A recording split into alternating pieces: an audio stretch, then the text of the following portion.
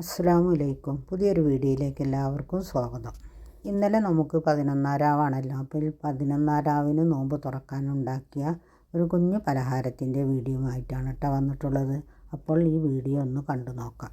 ഇങ്ങനെ വിശേഷ ദിവസം ഇവിടെ മധുരം നിർബന്ധമാണ് അപ്പോൾ ഞാൻ കുറച്ച് പഴംപൊരിയും ചിക്കൻ വെച്ചിട്ട് ഉള്ള ഒരു പലഹാരമാണ് ഉണ്ടാക്കിയിട്ടുള്ളത്. ഈ പലഹാരത്തിൻ്റെ ഫില്ലിങ്ങിന് വേണ്ടി ഒരു ചട്ടി വെച്ച് അതിലേക്ക് 2 സ്പൂൺ വെളിച്ചെണ്ണ ഒഴിച്ച് 2 സവോളയും 2 പച്ചമുളകും ഒരു കഷ്ണം തക്കാളിയും ഒരു ക്യാപ്സിക്കത്തിൻ്റെ ഒരു പകുതിയും 2 സ്പ്രിംഗ് ഓണിയൻ ചെറുതാക്കി മുറിച്ചതും ഇട്ട് കൊടുത്ത് നല്ലതുപോലെ വഴറ്റിയെടുക്കാം. ഈ സമയത്ത് 1/2 സ്പൂൺ ഗരം മസാല, 1 സ്പൂൺ കുരുമുളക് പൊടി, 1/4 സ്പൂൺ മഞ്ഞൾപ്പൊടി, 1/2 സ്പൂൺ ജീരക പൗഡർ ഇതെല്ലാം ഇട്ട് നല്ലതുപോലെ വഴന്ന് വന്നാൽ നമ്മൾ വേവിച്ച് വെച്ച ചിക്കനും കൂടി ഇട്ട് കൊടുക്കാം. ഒരു പിടി മല്ലിയില ഇട്ട് കൊടുത്തതിന് ശേഷം നമുക്ക് ഫ്ലെയിം ഓഫ് ചെയ്യാം. ഇതിലേക്ക് ഉപ്പ് ഇട്ട് കൊടുത്തിട്ടുണ്ടായിരുന്നു.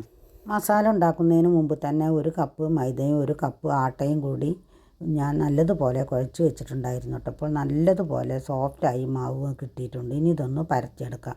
2 പത്തിരിയായിട്ടാണ് ഞാൻ പരത്തിയെടുത്തിട്ടുള്ളത്. ഒന്നിന് നടുവിലായി നമുക്ക് ഫില്ലിങ് തയ്യാറാക്കിയെടുക്കാം. അതിന് ശേഷം ഇതിൽ മറ്റേ പത്തിരി കൊണ്ട് ഇത് മൂടിയതിന് ശേഷം നമുക്ക് ഒരു കട്ടർ വെച്ചോ അല്ലെങ്കിൽ മൂടി വെച്ചോ നമുക്ക് മുറിച്ചെടുക്കാം. ചിക്കൻ തന്നെ വേണമെന്നില്ല മുട്ട വെച്ചിട്ട് ഇതുപോലെ ചെയ്തെടുക്കാം. നല്ല എളുപ്പത്തിൽ തന്നെ ചെയ്തെടുക്കാൻ പറ്റിയൊരു പലഹാരമാണ്.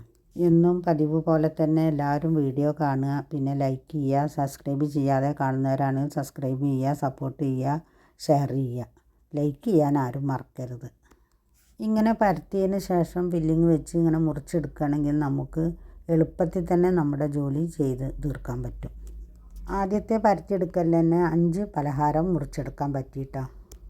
ഇനി ബാക്കിയുള്ളത് ഇതുപോലെ തന്നെ ചെയ്തെടുക്കാം. എന്താണ് നിങ്ങളുടെയൊക്കെ വിശേഷം? എല്ലാവർക്കും സുഖമല്ലേ?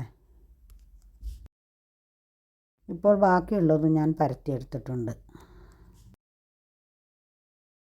ഇനി പഴംപൊരിയാണ് ഉണ്ടാക്കിയെടുക്കുന്നത്. 4 ചെറിയ പഴം നല്ല പഴുത്തതുണ്ടായിരുന്നു. അപ്പോൾ പഴംപൊരിയാണ് എല്ലാവർക്കും ഇഷ്ടം. അപ്പോൾ അതന്നെ ആയിക്കോട്ടെ എന്ന് കരുതി ഇതിലേക്ക് ഞാൻ 1/2 കപ്പ് മൈദപ്പൊടിയും 1/4 കപ്പ് അരിപ്പൊടിയും പഞ്ചസാരയും ഉപ്പും ഏലക്കായും കൂടി ഇട്ട് മാവ് കൂട്ടി വെച്ചിട്ടുണ്ടായിരുന്നു. ഇനി ഇതിലേക്ക് ഒരു നുള്ള് ഫുഡ് കളറും കൂടി ചേർത്തതിന് ശേഷം നല്ലതുപോലെ ഇളക്കിയെടുത്ത് നമുക്ക് പഴം ഫ്രൈ ചെയ്യാനായി ഞാൻ ചട്ടി വെച്ചിട്ടുണ്ട്. ഇനി ഇതിൽ ഇട്ട് പഴം ഫ്രൈ ചെയ്തെടുക്കാം.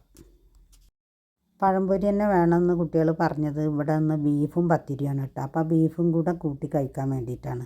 നല്ലൊരു കോമ്പിനേഷനാണല്ലോ പഴംപൊരിയും ബീഫും കൂടി. അപ്പോൾ അത് നല്ലതുപോലെ നമ്മുടെ പഴംപൊരി ഇവിടെ റെഡി ആയിട്ടുണ്ട്.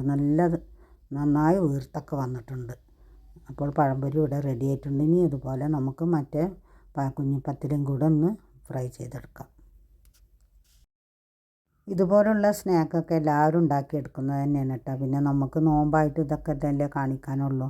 അപ്പോൾ ഞാൻ ഉണ്ടാക്കിയത് നിങ്ങളും കൂടി ഒന്ന് ഷെയർ ചെയ്യാമെന്ന് കരുതി. പലരും പല വിധത്തിലാണല്ലോ ഉണ്ടാക്കിയെടുക്കാറ്. അപ്പോൾ നമ്മുടെ കുഞ്ഞിപ്പത്തിൽ ഒന്ന് ഇവിടെ റെഡിയായി കിട്ടിയിട്ടുണ്ട്. ഇനി നമുക്ക് ബാക്കിയുള്ളത് ഇതുപോലെ തന്നെ ഫ്രൈ ചെയ്തെടുക്കാം. നല്ലൊരു അടിപൊളി ടേസ്റ്റ് തന്നെ ആയിരുന്നു കഴിക്കാൻ. ഉള്ളിലൊക്കെ ചിക്കനൊക്കെ ആയത് കാരണം നമ്മുടെ ഇറച്ചിപ്പത്തിരും പഴംപൊരി ഇവിടെ റെഡിയായി വന്നിട്ടുണ്ട്. നല്ലൊരു അടിപൊളി ടേസ്റ്റ് തന്നെ ആയിരുന്നു ഇറച്ചിപ്പത്തിരക്ക്. അപ്പോൾ ഉണ്ടാക്കാത്തവരാണെങ്കിൽ ഇതുപോലൊക്കെ ഒന്ന് ട്രൈ ചെയ്ത് നോക്കുക. അതിൻ്റെ കൂടെ കഴിക്കാനായി പൈനാപ്പിൾ ജ്യൂസും ഫ്രൂട്ട്സും തരിക്കഞ്ഞിയാണ് അപ്പോൾ ഇത്രയൊക്കെ ഉള്ളൂ നമ്മളെ നോമ്പ് തുറ വിശേഷം. അപ്പോൾ ഇനി മറ്റൊരു വീഡിയോയുമായി കാണുന്നത് വരെ താങ്ക് യു ഫോർ വാച്ചിങ്.